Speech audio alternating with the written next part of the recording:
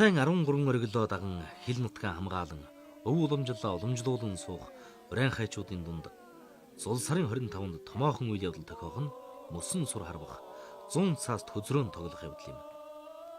Ургахын улаанартай уралдан өргөдөн залгадсан айлдаа хотл бүлээрэн цуглаж увтын сайхан дуугаа эхлүүлэн өнөөдрийн их ёсыг эхлүүлнэ.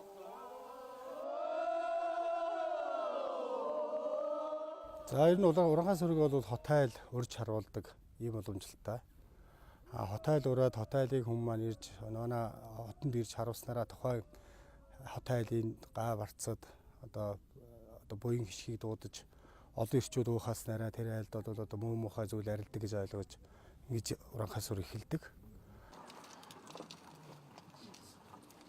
За уранхайчууд бол номыг бол одоо дээрээс их хөндлөж одоо ингэж байсан. Тэгээд энэ урхайлууд одоо номыг бол залж гэртээ оруулж одоо хонуулж, өнжүүлж, тэнд нь бол цагаан зурм үйж буцаагаад одоо номыг гаргахад бол сүүгээ түрхээд цагаан зурмаа уяад ингээд нар зовиргүүлээд бүх хүмүүс адис аваад ингээд дараачийн айл юм уу дараачийн урлагтай газар руу ингээд нумаа залдаг ийм заншилтаа. Ингээд одоо энэ заншлаар манай одоо ахмад настай хүмүүсээс авахулаад ингээд номнасаа адис аваад одоо сураар болох юунд ингээд манай ном бол ингээд явж байна. За ийм одоо бэлгэдлийн одоо тэр ном түүх уламжлалын том одоо өв соёл одоо уранхай хүний дээд бэлгэдэл юу вэ гэж хэлвэл ном сум гэж л ингэж одоо хэлэхэд бас буруутахааргүй ийм одоо үндэсний ястаа. Номынхаа одоо тэр толгой талд нь үйсэн цагаан зурмнууд бол олон айл хонох тусам нөгөө зурм маань ингээд том болоод ингээд ирэнгүүт тэр айлын одоо юунд бурханд нь уяад үлдээгээ дараачийн айлуудаар хэсэгтэнд бас тэр яваад ер нь жилийн хугацаанд ном чинь баг одоо 30 олон айлаар орох тусам нөгөө цагаан зурм их том болоод ингээд олон болдог л да. Тэрийг нь аваад бас тэр тухайн айл хадгалдаг. Тэр магна байхлаар болсон хүмүүс тэнд нь бас авч хадгалж тэрийг бас дийдэлж яадаг ийм одоо бэлгэдлийн зүйлээ. Тэгээд тэр номон цагаан юм идэх нь бол яг хөө тэгээд нөгөө сайн сайхан юмн дэлгэрэх одоо цагаан зурм гэдэг бол бас шүүгээр адилхан. Тийм зүйл гэж уранхайчууд ингэж бэлгддэг юм аа. Ингээд номоо бол ингээд одоо харванд гарахын тулд цагаан зурмсуулаад энэ өрхөйл бол ингээд энэ мум ухаан зайлж одоо номныхаа тэр одоо толгоонд нь цагаан зурмоо яа шүүгээр гэдэг ингээд явж явахад одоо жишээ нь одоо энэ жилдээ хэд энэ айл бол одоо химээр дундаа сэргэ цог химээр мандан бадарч үе гიშгэн дэлгэрнэ гэсэн утгатай юм зүйлээ. Ном гэдэг урайхайчуудын түүх уламжлалтай хамгийн их холбоотой тэдний түүх соёлын томоохон хэсэг болдог тооч тэрүү эсвэл нийт монголчуудын дунд нумаан дээдлэх ёстой холбоотой ч юм уу гэрт хуран цугласан хүмүүс адис авна. Дараа нь нутаг олондоо хөндлөгдсөн буурай эвэрт номын хөвчийг өвшөөлгөн татаж сайн сайхныг шившин байж гэрийн тооноороо нэгэн сум тавина.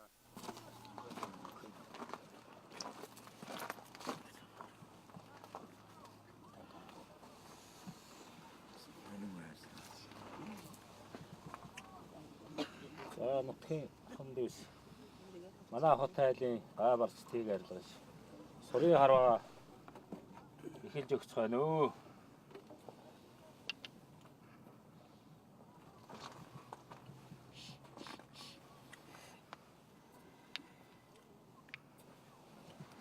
Сурын харваа эхэлж ерөөлөө хийж өгнө. Урамдал ирсэн баярлалаа.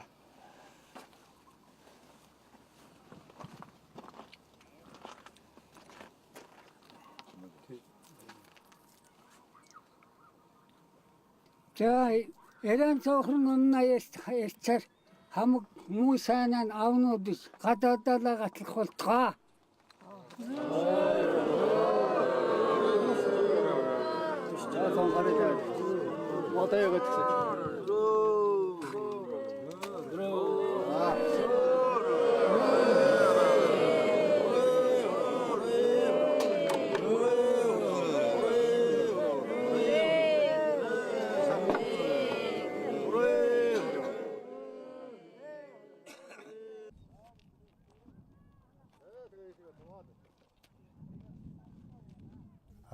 Ахмад харавчин домын сумаа арийн өрхөөр домын сумаа харавж дараа яг талбай дээр очиж талбайгаа бүх хэрчүүд маань талбайгаа засаад халуа засны дараа алтаа магтаал одоо хайлж гэж уранхаас уул эхэлдэг.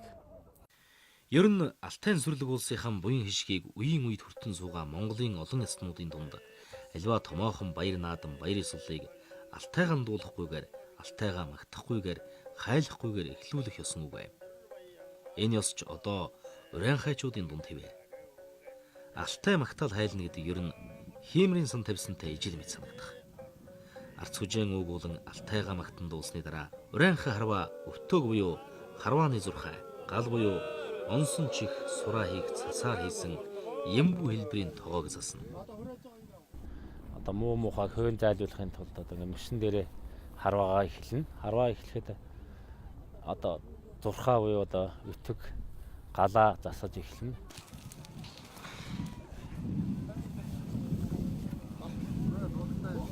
Хангалттай асахаар явна штэ. Ав хангалттай. Аяга.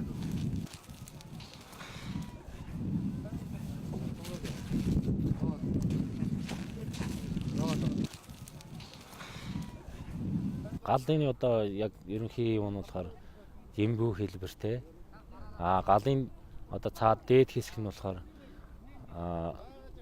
сурлууга харж өнгийн одоо эндэр байрлана. Сураа хийх тал нь болохоор арай намхан дөө. Сур ороход арай боломжийн. Ийм Ямбу хэлбэртэй засдаг байгаа.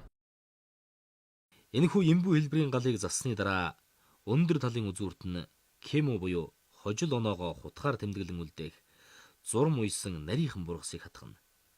Энэ модонд зурм уйх ёс нь бөө мөргөлтэй холбоотой. Зурм гэдэг нь дэрвэлэг мод, их эцэг мод, үүр мод, шузаг модны мөчир салаа бүрт уйд чимдэг хөх улаан, цагаан, шар өнгийн давууны нарийн цууцыг хэлдэг байна.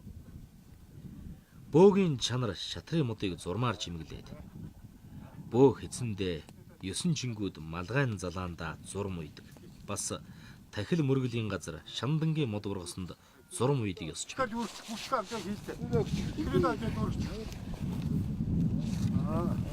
Чихнүүд аваад байна.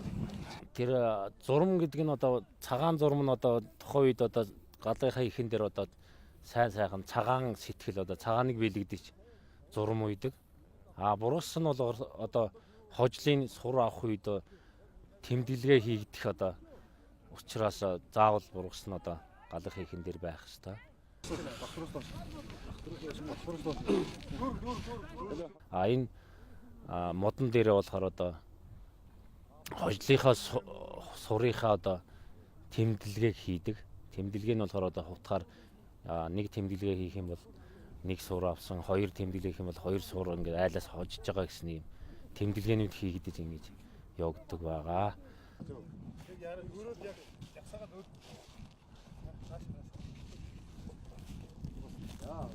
Дараа нь өтөг буюу харвааны зурхайг засаж эхэлнэ. Хормойд дүүрэн цас хормойсон урайхай харваачид энэхүү өвтөөгийг наривчлан бэлдэг. Зарим судлаачид үзэхдээ мөсөн дээр өтөг буу цацгаж хийсэнтэй холбогдсон өтөг гэх болсон гэдэг. Энэ бол шороо үнс зэргийг ашиглана.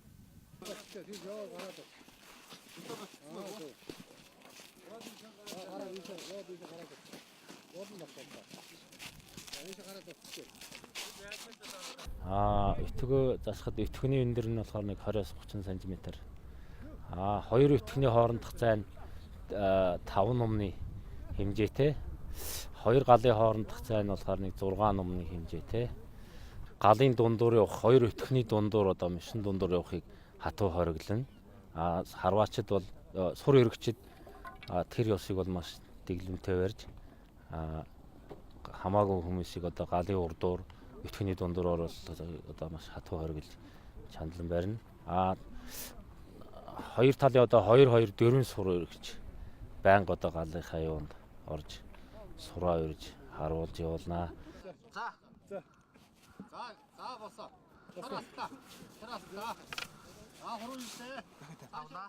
Урайхай мөсөн сурыг 23 номын зайнаас сарвна. Халах сурыг 75 м-ээс сарвдаг бол урайхай мөсөн сурыг 45 м-ээс сарвдаг. Өтөөгөөс харвах хүртэлх зайг нумааран хэмжинэ. Зай нь ойр байгаагийн шалтгааныг олон янзаар тайлбарлаж болно. Учир нь мөсөн дээр гэрлийн хугарал явагдан хүний харааны мэдрэмж өөрчлөгдөх. их үетэнд ном болоод хөвчний агших сунах чадвар өөрчлөгдөхтэй холбоотой. Манай энэ уранхай сурч ирээсээ цаана хичнээн мэрэгэн хүн байгаа тэр мөсөн дээр ирээд тэр харж чаддгүй шүү дээ. Тэр мөсөн дээр сурч ягаад тэгэхээр нөгөө мөсчин гялгар толгор тэгээд бас луст ингээд унтцсан тэгээд тэр байгаль дэлхийг одоо баясгах зорилготой тэр мөсөн дээр сурвал тийм амар хүнд оногдоод амар хүн тэрийг харваад ингээд сураад яж болдгоо. Мөс гэдэг чинь гялгар толгор учраас сальтардаг, тошдог. Ийм одоо их том гайхамшигтай манай уранхайчуудын их том өв соёл юм аа. Голынхоо мөсөн дээр цугласан харваачид хоёр хуваагдана. Уранхай мөсөн сур харвахад хэдэн ч хүн оролцож болох өгөөд ихэвчлэн 50 гаруй хүн харвдаг байна. Харваанд оролцох хүн бүр өөр өөрийн сур буюу чихийг авч ирнэ.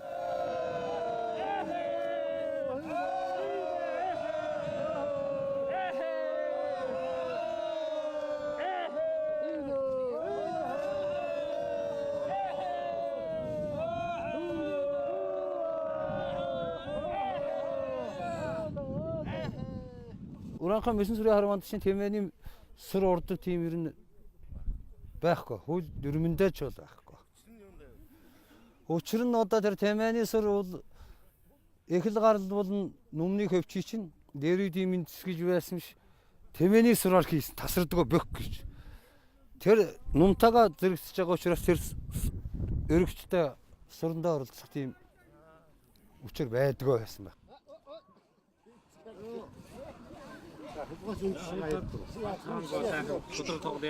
тэгье.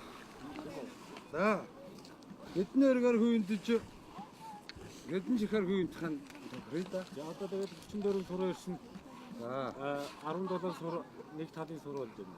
За тэгээд сур өргөч магнаа багтурын дөрвөн сураасаад 13-аар хүнд гарвалж байна. Хаавж байна. За Хэдний өргөр хөө? тэгээд 13 чихэн автал юу яаж. Өргөнд дуусгаад 13 чихэн авсан талыг хожлоо навъя. тэгье. Тэгэх үү. тэгье. За. За тэгээд сайхан наадыг. Сайхан наад. За. За одоо ингэж эхлэе. За эхлэе. За. Юм арндор холбогдсон шиг базаалгаа байсан. Яг яг энэ Хоёр талын багийг магнаа хэмээн нэрлэгдэх нутаг олондоо хүндлэгдсэн хүн ахлах бөгөөд түүнийг бахлуур хэмээн нэрлэгдэх хүн дагна. Ер нь Монгол бүхийн үзүүр түрүүний дөрвөн бүх баруун зүүнний магнаага магнайлан гарч барилдахтай адилхан мэт. Наадаж эхлэхийнхээ өмнө өрсөлдөгч багтаа манай баг таныхыг тэдэн сураар илүү хожно гэж хэлэхээс гадна тийм хугацаанд хожно гэж хугацаа зааж өгнө. Бас заавал бооцоотой тоглодог байна.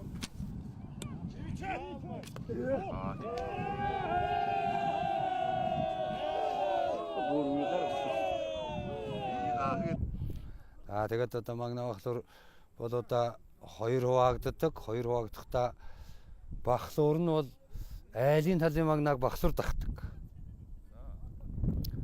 Бахлуур гэдэг хүн чинь айлын талын магнаа дагдаг хүнийг бахлуур гэж хэлдэг.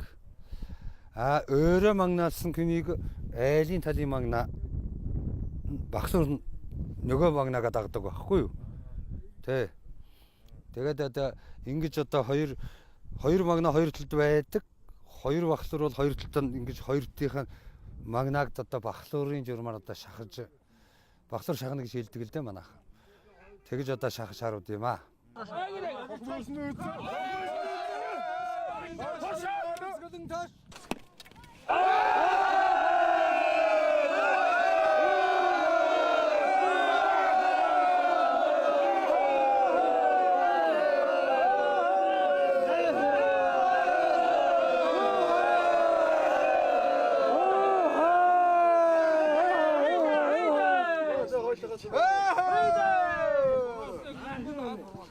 Уухалах бол яг уу одоо тэр сур тусаагүй идэл уухалдаг болохоос биш сур гарсан үед бол одоо дан уухаагаад хайхардаг чинь одоо тэр сур гарч байгаа үед л таслаганго уухайлж явах ёстой.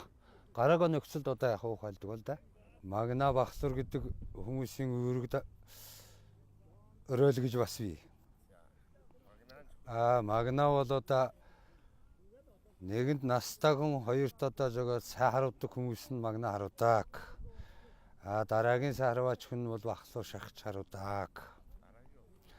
Дараагийн хүн бол тэгээд одоо эрдээсэн дээр магнаа бахлуурынхаа араас ерөнхийдөө сайн харуулдаг хүмүүс нь л орж харуулдаг талдаа. Тэгээд Магна Бахлуурын үерэг юу вэ гэхдээ зэрэг ямар баныг маргаан гарсан үед очиж Магна Бахлуур хоёр шийддэг. Сур харуулагч дөрвөн хүнтэй байдаг. Хоёр өргөгчтэй. Тэр хоёр өргөгч тэр Магна Бахлуурыг ямар баныг маргаан гарсан үед дуудаж за энэ гарсан уу, энэ болсон уу, энэ болоогүй юу гэдэг нэг асуудлуудыг болоо одоо газар дээр нь очиж шийдвэрлэж өгдөг юм үерэг даалгавартай юм аа.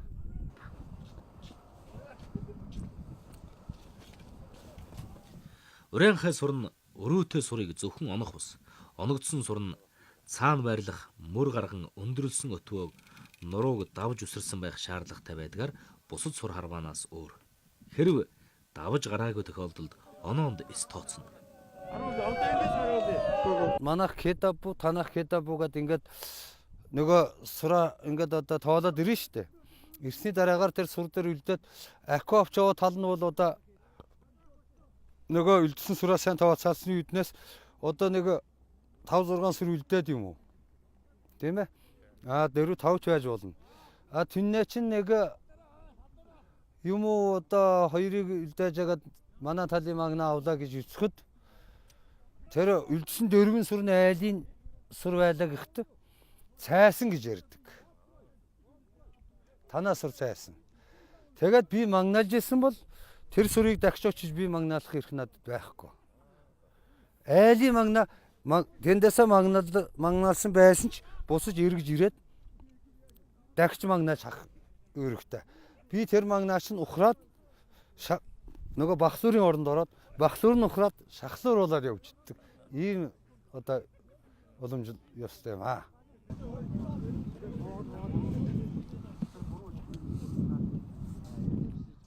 Чих тавьсан өвтөөгийг хянан харваачта хэрхэн яаж харвах зөвлөгөө өгдөг хоёр хүнийг сур баригч гэнэ. Тэд өөрийн бага тамирчнаа хэрхэн харвах хэр зэрэг онцтой мэрэгэн зэргийг мэдж нэг ёсондоо туслах дасгалжуулагчийн үүрэг гүйцэтгэнэ.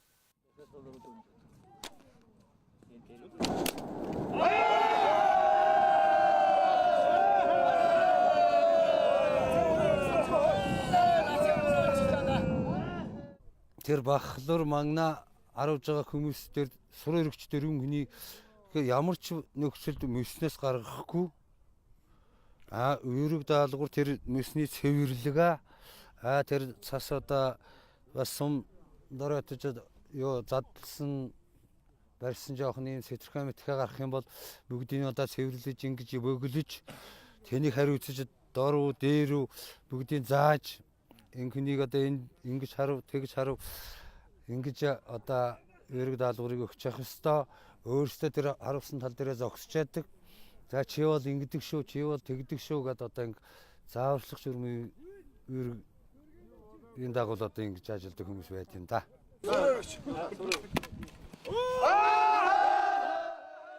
Урeenхай сур харваж байхад онсон алдсан, дээгүүр давсан гарсан тохиолдол бүхэнд өөрийн онцлог ураа дуудлага хэрэглэгддэг байна. Тухайлбал хайда хэмээн уухайлах нь чихийг сум онсон тохиолдолд хэрэглэгдэх ухай.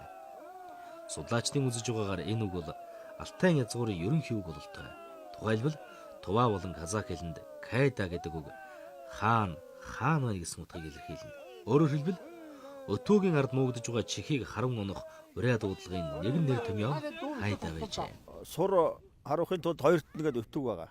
Тэр бол үндсэндээ нөгөө сум доор байна уу дээр байна уу тогтоохын тулд өтөг гэдэг юм байгаа. Тэр бол цасаар тогтоосон юм. Тэрийг даваад одоо сумээрээ сурдаа туслаа.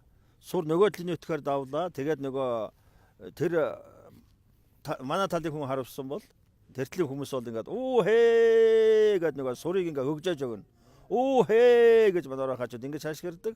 Тэгээд нөгөө чинь дуу таслахгүй гэд эхнийхээ сумаар тэр хүн нэг сур харуулаад дахиад оо хээ гэд хашгираад хоёр талын хүмүүсийг жигөөрлөө зогсож штэ.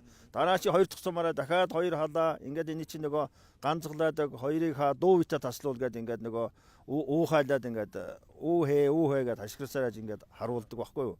Тэгээд эсрэг талын хүмүүс бол нөгөө бага алдуулахын тулд гэлэн тоошоо салхилаад өгөө номон хийтэй суман гажигта энэ тэрэгэд их олон одоо бас тэр хүмүүсийг юмыг алдуулахын тулд ингэж бас хэлдэг их олон үг байгаа. За сүргийтэй сүмгажигтай. Жишээ нь одоо анхаарлын сайднуулаад одоо би ингээд харуулж явах нөгөө талын хүмүүс чиний суман гэлэн тошигийнхаар нөгөө яг тэр хүний амаарчин сумчин бас ингээд алхаа өвчдөг байхгүй юу. Тэр хүмүүсийн бас нэг тэр цаанаа нийцтэй гэдэг утга нь тэр байгаа байхгүй юу. Нөгөө тал сураа алдахгүй тулд одоо би ингээд харуулж яхад нөгөө эсрэг талын хүмүүс надыг сумчин гэлэн тош гэж хэлэхэд миний бас би эвгүй болдог байхгүй юу. Тэгээ сумаа алдаа тэр чинь ингээд ийм их олон бас их далд их олон утгын юмнууд байгаа. Мөн агирах гэж бий. Агирах гэдэг нь өрсөлдөгчийн анхаарлыг сарниулах, байга алдуулахын тулд элдв янзын үг хэллэг хэлэх, хашгиран орилохыг хэлнэ.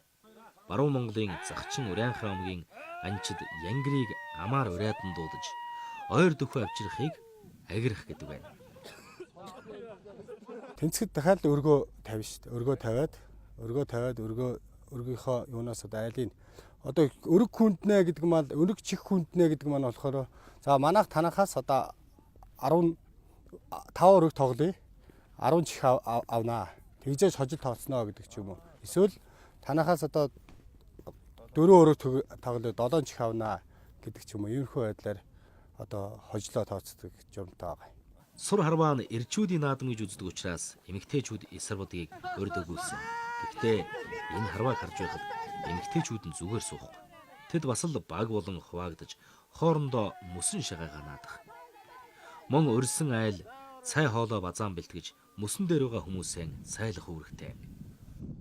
Тэр гэрвлийн хүмүүс чинь бас их үүрэгтэй. Яад юм гэхээр ерөөсө сур харуулаа цайгаа авчирна. Дахиад хоолоо авчирна. Тэгээд үйлчлэн. Тэгээд тэр төвшин дээр гэж хүний ээж нь гэж нэг юм тэр дүүхэн дээр одоо би хөөхд байхад яригчээсэн. Төвшин дээр гэж хүний ээж нь гэж хүн тэр мөсний зах дээр сууч гисэн. Тэр одоо юуных нь агс нүчгтийнх нь гэлэн тошигээд өдөрж ингээ хашгираа сууж байсан. Иймхтэй хүн хүртэл тэг дэмжиж олон жил цай хоолоо зөөж тэр одоо сурчтаа үйлчилж манай одоо гэрийнхээ эдэ будаг тэр мөсөн дээр гаргаж тэр гал мал гэдэгт нь ингэж дусааж тэр байгаль хангаа цацаж ингэж одоо их олон одоо хүндэтгэлтэй ийм их том асар одоо их том өв соёлын одоо гайхамшигтай тоглоомоо. Тий энэ бол одоо энэхээр сайхан зүйл. Ургахын улаан нартай эхэлсэн Урайхай сур өвлийн наран баруунтаа ташхад өндөрлөн. Энэ үед Урайхайчуудын энэ харваа хошуу сумаараа хуваагдахаас гадна лам хар хэмээн хуваагдаж харваж байсан түүхтэй. Өдөржин харамсны эцэст галын оройд зоосон бургасан дээр хэрчлээсээ тоолон ялагчийг тодруулна. Өрсөлдөгч талынхаа чихнээс хэдийг илүү харваж онсноор ялагч тодордог байна. Хожлыг бол хэдэн өрг харавхаас эхлээд ярилцсан. 4 өрг хараваад одоо илүү хэдэн чих одоо айлаас одоо татж авсан гэдгээр бол хожлоо тооцдог байгаа. Энэ юу гэсэн өрг гэдэг маань одоо өрг гэдэг маань нэг оролцож байгаа багууд маань одоо 20 хүн оролцвол 20 чих, 50 хүн орвол 50 чих өрөөд таныхаа талыг аваад айлын талаасаа одоо хэдэн чихийг авсан байх уу 2, 3, 4, 5, 10 гэдэг тэдэн чих авснараа өргөө ярилцаж. Ер нь бол хожил тооцохдоо 3, 5, 7, 9 гэдэг байдлаар сондгоо тоогоор одоо сураа чихээ ярьж хүндэж ингэж хожлоо тооцдог байгаа. За энэ манай хожлын сүүлийн сур дав самснаа. Ээжэр гинэ. За эхлээд цог хайхаа. За. Дав самснаа. Дав самснаа. За хожил авчирсан. Сур өргөшмөн төрүүлээд чихээ хүртээ.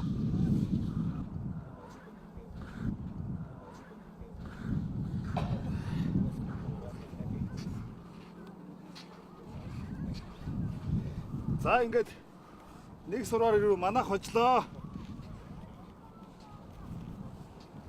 За. Нэг сур илүү авлаа ингээд.